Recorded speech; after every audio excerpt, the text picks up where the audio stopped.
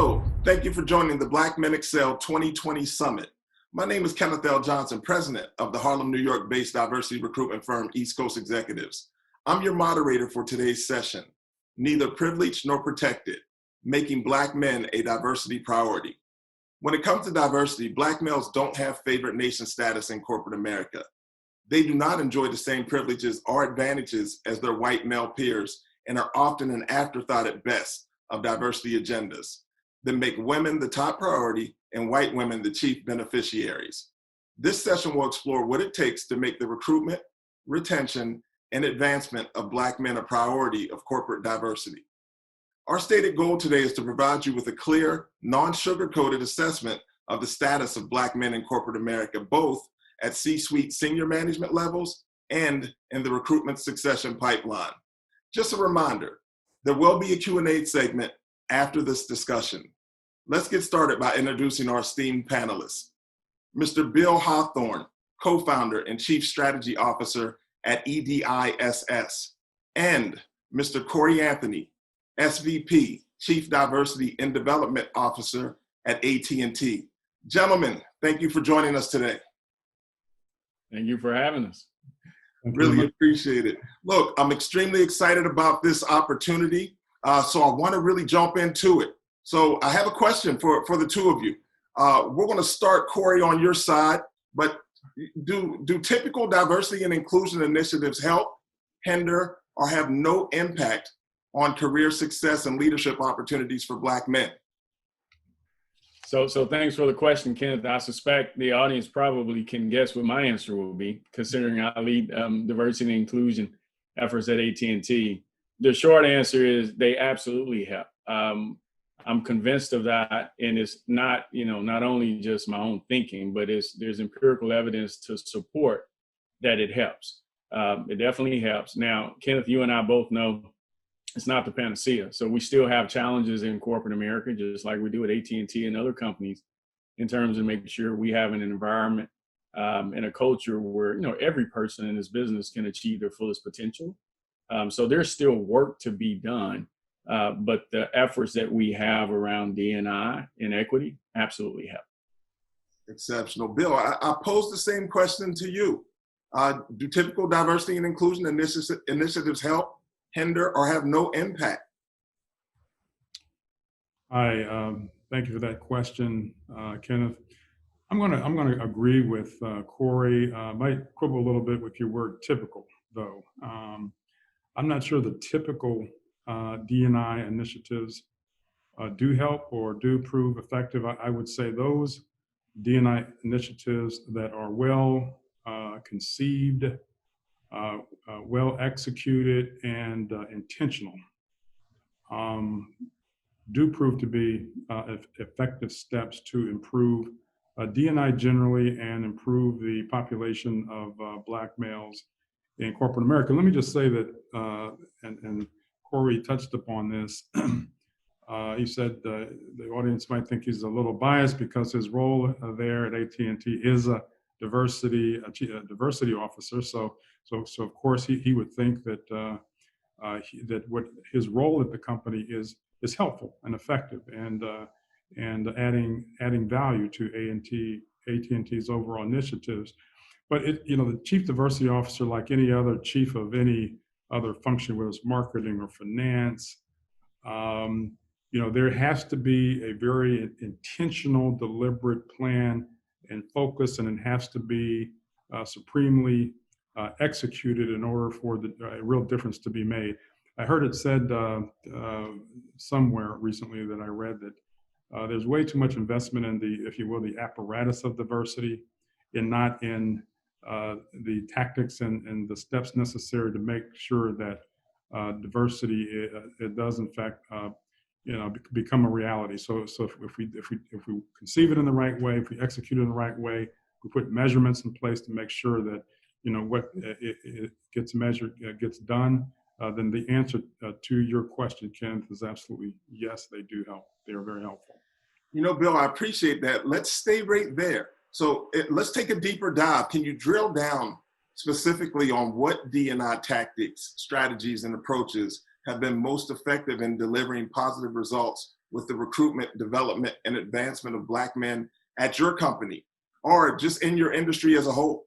Yeah, so I just recently launched a EDI strategies and solutions consultancy called EDISS. And so since that time, I've had the great opportunity to really have a bird's eye view into the D&I strategies or intentions of a number of different organizations. Prior to the launch of my consultancy, though, I spent a decade at a very large organization leading the D&I efforts. And I was actually the individual who founded the initiative at this organization. And so for us, there were fits and starts, and there was trial and error. But in the final analysis, again, we approach this initiative as we would any other business strategy, which is to make sure it's clear, it's well communicated, and that there are measurements in place to make sure that the goals that are set forth in that strategy are well executed, and that there's accountability for making sure that you see results. Now, to drill down to your question, Kenneth, what really has worked for me? What have I seen pay the dividends that you seek when you make these investments? Well, and we're talking about Black males here. So when I talk about D&I, I'm talking about all the dimensions of diversity, to be sure. But since the purpose of this session really is to talk about where Black males fit into the overall D&I strategy, I'll say that it starts with any look at what needs improvement, and you want to do an analysis to find out kind of where you need growth or where you are underrepresented. And for the company that I work for, where we concluded we needed real growth was in positioning the brand in a way that it was attractive to Black males. I was in the retail sector. That is a sector that is typically heavily female dominated. The workforce there is roughly 75% female across the board. The customer base was 75% plus across the board. So there needed to be a very intentional effort put in place to make sure we were positioning this brand, the Macy's brand, which is where I worked, in a way, in an audience that made it attractive to this target that we were trying to attract, i.e. Black males. And so where can you find a highly talented pool of Black males when it comes to college recruitment? Well, Morehouse College is a great place to start. Because many of the students there are looking to be doctors and lawyers and Wall Street bankers and the like, and not retailers. There had to be, and this is why we use the word intentional effort put into place to go to the campus to make the case for the array of positions in the retail sector. That was a 3-year process. It wasn't an overnight process. We went there, we did the positioning, we did the branding. All that culminated with the CEO actually coming down to the campus to personally sell and recruit the opportunities that existed really across the board at Macy's and at that time, $28 billion organization. Wow, exceptional. Listen, Corey, I want to speak to you about the same thing. Bill talked about branding and strategizing and analyzing. What D&I tactics or strategies or approaches in general have been most effective in delivering positive results for you?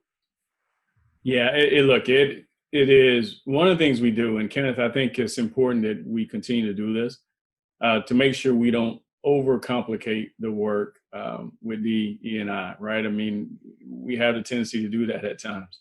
For us, it's really clear. One is awareness.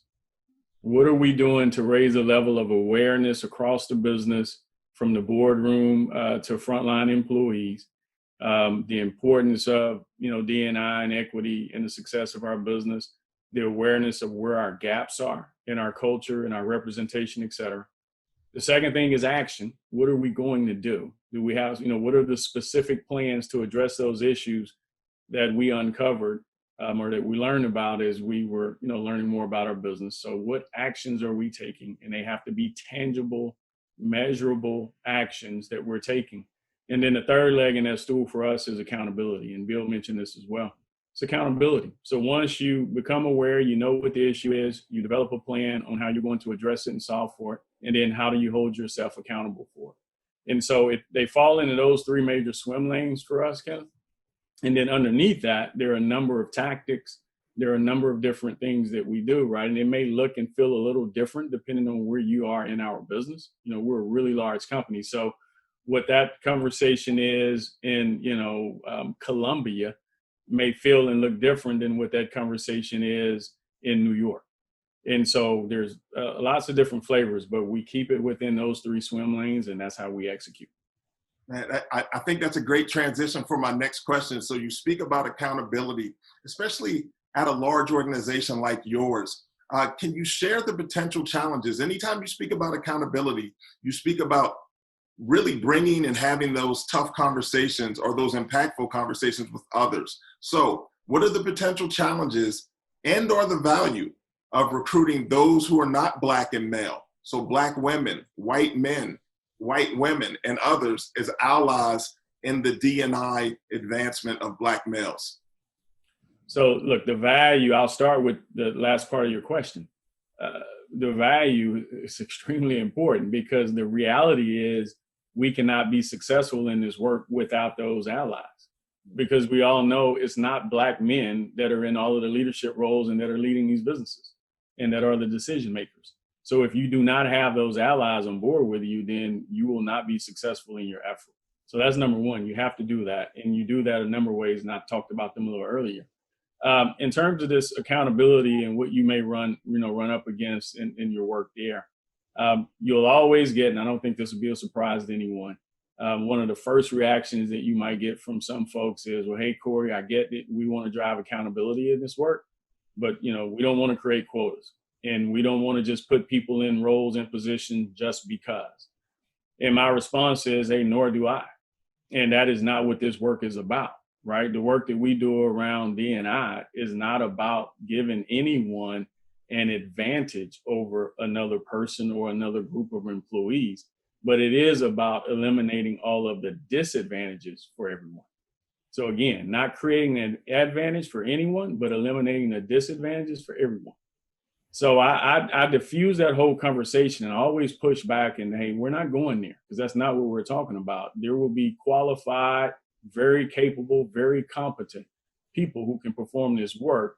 And a number of them, many of them will be Black men. And so my role is, and your job as a leader, this is a conversation, Kenneth, I'm having inside of the business, is to make sure that, hey, we have the right processes in place and the right guidance in place that, look, that's exactly what we're doing. We're not just talking about it, that's what we're executing on. So I think you have to establish that up front. And then the second thing I'll say, Kenneth, and this is with everything we do around D&I, is you have to directly connect it to successful business outcomes, right? It's great if somebody wants to do this work because it's just the right thing to do and the moral thing to do. I applaud that. That's cool. But I really want them to understand that it is a business imperative. And so we directly connect everything that we do to a business outcome and how that business outcome fits inside of the strategy. And so that way I can, again, push back on, when folks start to raise these issues that are superfluous, they don't really get to how we execute on our strategy. Excellent. Bill, I was just thinking about what you were speaking about just from the recruitment cycle standpoint, but then there's also a lot of internal recruitment of stakeholders, right? And you've kind of set on both sides of that conversation, internal and external. So what do you see as the potential challenges, or actually you've probably seen the actual challenges and the values of recruiting those that are not Black male? So Black women, white men, white women, and others as allies. Yeah, no, it's a super question. And it's a complicated question with a complicated response. And again, there's no magic wand to any of this. I could not agree more with Corey's assessment that, D&I is not, it's not rocket science. We're not trying to find a cure to the coronavirus, to be sure. But it is a complicated undertaking because it takes into account years of bias and institutional racism that subconsciously comes into play when you think about Black males, just being very candid about it. We said this was going to be a conversation that was not sugar-coated. There's a phrase, my team doesn't like me to use this phrase because they think it's using a 25-cent phrase when I could use a nickel phrase, but it's called homosocial reproduction tendency. Homosocial reproduction tendency. And in essence, what it means is, it's human nature to want to associate with, and therefore in the workplace, select, promote, and forge alliances with people who look like you. That is just a natural tendency. And so you have to go in with that assumption that this is a natural tendency, and really the only way to interrupt that natural tendency is to do some interventions to break these cycles so that those who are not Black males see a real need to improve upon their recruitment numbers and the gender and racial diversity of their recruitment numbers. And if I could, Kenneth, let me just use a quick example. When I was at Macy's, we were in the process of building a new marketing team that was going to focus on branding. And the EVP who was responsible for recruiting 10 vice presidents hired the first 5 or so, and they were all non-diverse individuals. And so as the CDO, I said, time out. I was keeping an eye on those recruitment numbers. And make a long story short, we chatted with her to say, you know what, we've got a commitment to D&I. Your last 4 hires were non-diverse. We really would like to focus on recruiting a person of color because we've got this commitment and these goals in place. And so we sent her a highly qualified candidate who happened to be a Black male. And first to Corey's point, first she said, are we talking about, affirmative action here? Are we talking about quotas? The last 4 hires have been exceptional. By the way, where did you find those last 4 hires? It turned out she was putting those position descriptions out in her LinkedIn account, which is white female. And so guess what?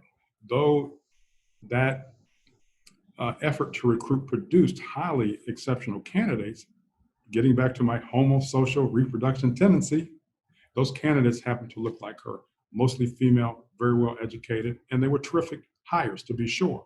But there were no people of color in that pool, and there certainly weren't any Black males in that pool. So we sent her a Black male who's eminently well qualified to do this position. He had stellar academic and work credentials.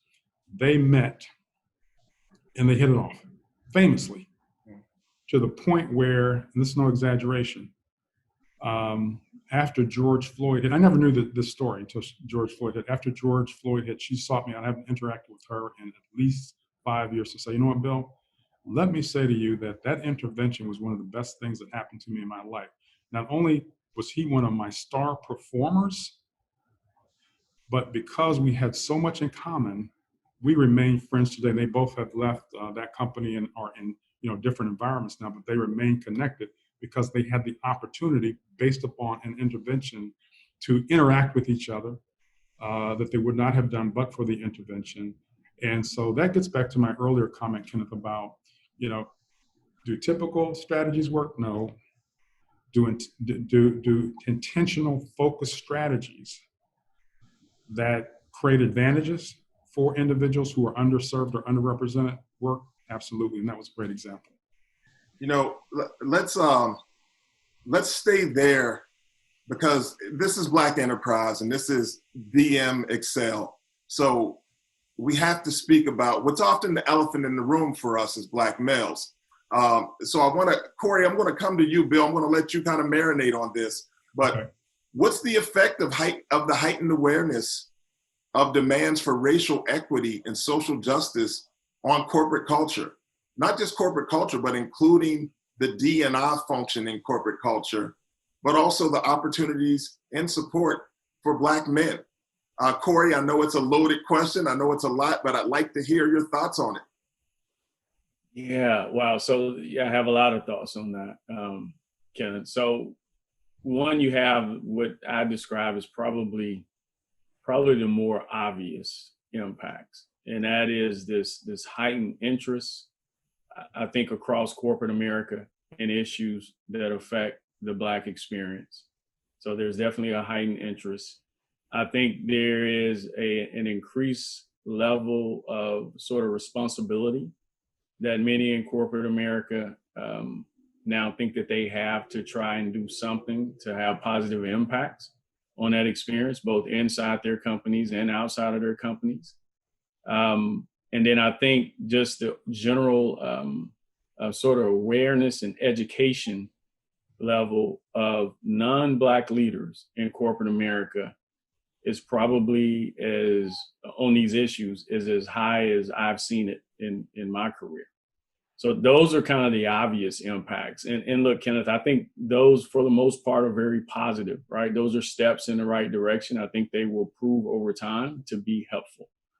The ones that are probably less obvious is because many companies have not been as public about it, is it's also sort of this acknowledgement of how poor a job we have done on this front as corporate America.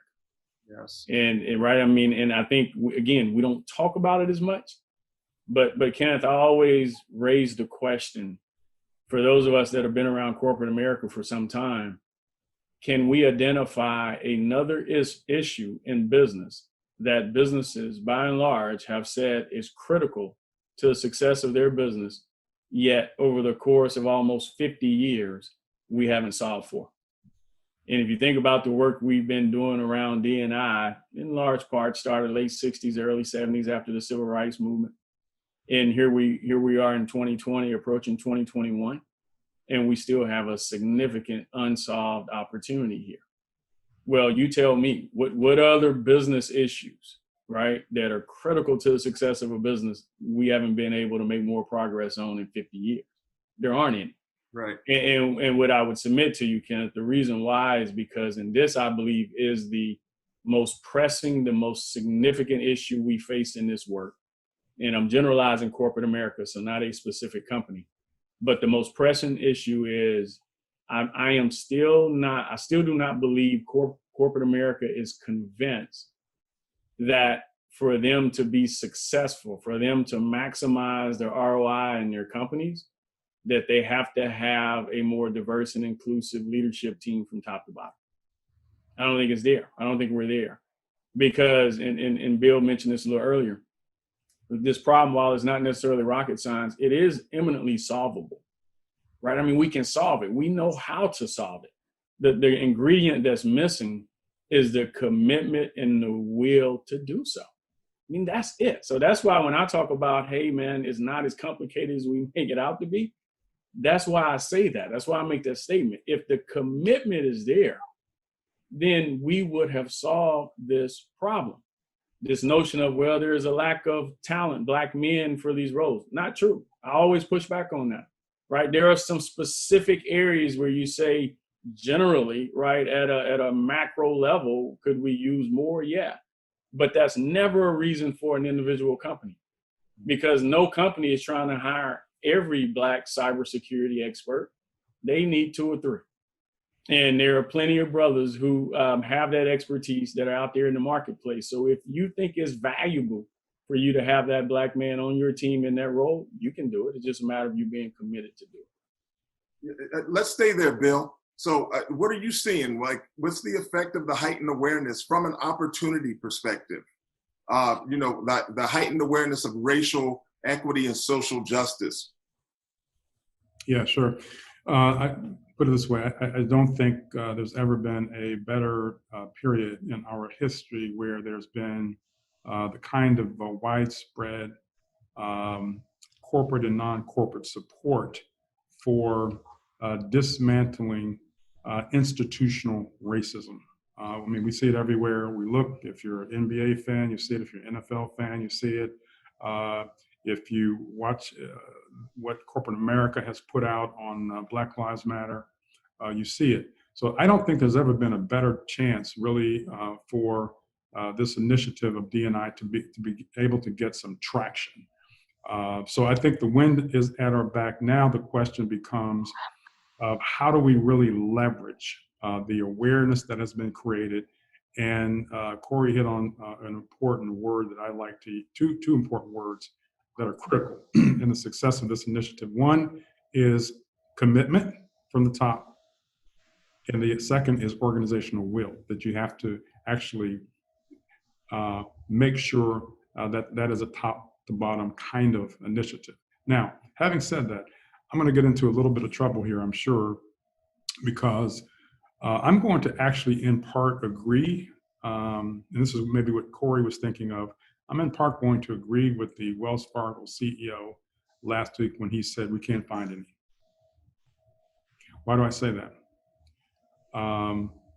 Corey, I agree, it's not an excuse, because if you look hard enough, you can find the talent that you're seeking. But in my view, the dearth of Black male professionals in the marketplace today should be of deep, troubling concern to all of us. And I'm going to take several steps back now. If you look at the high school graduation rates, the category of individuals who is least likely to graduate from high school is a Black male. College is a Black male. I'll take the demographic makeup of Howard University, since our VP is a graduate of Howard University. My daughter, Brooke, is a graduate of Howard University. When she graduated 5 years ago, the gender distribution was about 60% female, 40% male. I took a quick look just before this call to see what the gender distribution is today, and it has ballooned to 71% female, about 39% male, 29% male. So when you start with that, the disparity of that talent pool, it does become a real challenge to go out and find talented Black males. So we have to, now that we have the right environment, the right level of attention placed on this issue of diversity, especially with respect to Black males, and you look at the long list of Black males who have been, whose lives have been cut short because of police-involved misconduct, we have to really focus upon this category and try to understand and kind of reverse these disturbing trends about the graduation rates at high school, college, and therefore attracting this segment of our workforce into a corporate workplace. Understandable. Let's unpackage that a little. So understanding that piece of the conversation, can you share the best ways for Black men in corporate America, both as individuals and as a group, to be proactive in their company around diversity and inclusion, resources and opportunities for Black men? What can we do internally to support other Black men that are striving up their career journey? And Corey, I'm coming to you with that as well, but Bill, since we're here, I'd like for you to chime in on that. Yeah, sure. And the other point I'll make in terms of the atmosphere, when you look at the Amazons and the Netflix and large companies investing, $30-40 million in Morehouse College, because there is really a level of intentionality that corporate America sees about steps they can take to make sure we're investing in this population. Now's the time really for us to take that level of excitement and see it actualize into real results. Now, once a Black male is inside corporate America, what can he do to make sure that he is paying it forward? The very first thing he or she can do is to do a great job, to really nail their set of responsibilities. And whenever I have this conversation with a young man and he wants to know, what can I do? I remember the kind of the standard that Benjamin E. Mays has plastered on the walls of Morehouse College, which is whatever you do, do it so well that no man, um, dead, alive, or yet to be born, can do it any better. When you wake up every day and that's the goal that you're shooting for, then you're going to nail that set of job responsibilities. You would therefore have credit and credibility within your company, and you'll have a seat at the table so that you can then raise non-work related topics like how do we bring in more Black males and move them through the pipeline. So get your job done first. Once you have done that, then make sure you speak up. Kind of like being on the plane and you put the oxygen on yourself first and then help others, right? I could not have used a better analogy. That's exactly right. Corey, I'd like for you to chime in. I know you're with a huge organization. You guys are doing some great work, constantly in the top diversity ranks. And I just kind of wanted to know what you see as the strategies that other Black males that have reached, maybe not your point, but that are kind of growing within the organization. What can they do to support others? Yeah, so thanks for that, Kenneth. So hey, first let me say I am from the South. Grew up in the Black church in the South. So as we always do, to affirm something, we say amen. So let me say a huge amen to Bill's point around table stakes, right? That's the best thing you can do, is make sure you're delivering and performing at a really, really high level and exceeding expectations. Number one. Number two, you should be able to answer this question in the affirmative. And that is, who are the young brothers, or the brothers, not necessarily young, but who are the brothers in the business that, one, I am mentoring, okay? Two, that I am championing, and knowing the difference between the two.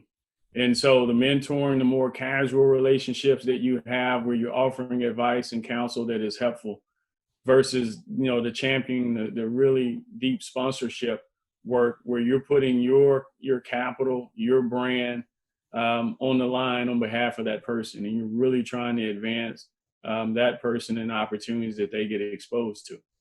And if you're a Black man in the business, and if you can't name 1, 2, 3, or 4 brothers you're doing that for in the business, then I would say you have work to do. Right? You have to be very intentional, just like the conversation we just had, Kenneth, about how companies have to be very intentional in this work and committed to it. Same thing applies to us as an individual and how we help each other in this business. And so start with those sets of questions. And if you're not really clear on your answers on those questions, then that's where I think you should start. If your answer to those questions is yes, and you can rattle off the folks that you're already doing that work with, then I would say, hey, it's an opportunity for you not only to maybe expand that reach inside of your organization, but also what are you doing in the community? And I think Bill mentioned this a little earlier as well. There is a real opportunity for us to address these issues in our own community. And I think we all have a responsibility to do that. And so you should be able to identify what your work and what your efforts are there. And then, Kenneth, the last thing I'll say is sort of a bow tie around this conversation. And this is something I try and hold myself accountable to every day. And that is all those things I just mentioned. You're not driving the right level of impact that you need to if you cannot identify what you are sacrificing. What sacrifices have you made? And if you can't name or identify those sacrifices, then you're not there. Okay, listen, I appreciate the takeaways. You're ahead of me. I was going to ask you to provide takeaways. I think that's a great one. Bill, I'll give you the same opportunity. We're coming up on our timeline here. So in 30 seconds or less, if you don't mind, what's your takeaway that you offer for our audience today before we get into the Q&A segment? Yeah, sure. Thanks for that. And I'll keep it, within 30 seconds. I think the takeaway is a few things. Number one, if you're part of an organization, irrespective of whether you're Black, white, male, or female, and because of the focus of this conversation, is how do we really foster the increase in Black males in corporate America? Ask yourselves what step you're taking to accomplish this objective. Corey hit on a great point of sponsorship. It's one thing to get these individuals into the organization, but it's so critical. Sponsorship is so critical to position individuals in a way where they have, great exposure to, growth opportunities, and to make sure that you are using your influence to recruit other allies who really also see the value in making sure that Black males have a level playing field in corporate America.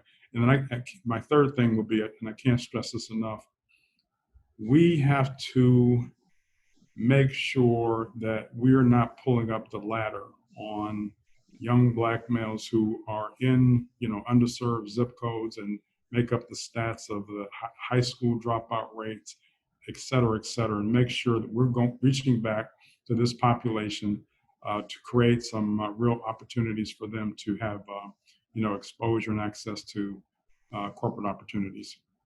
Amazing.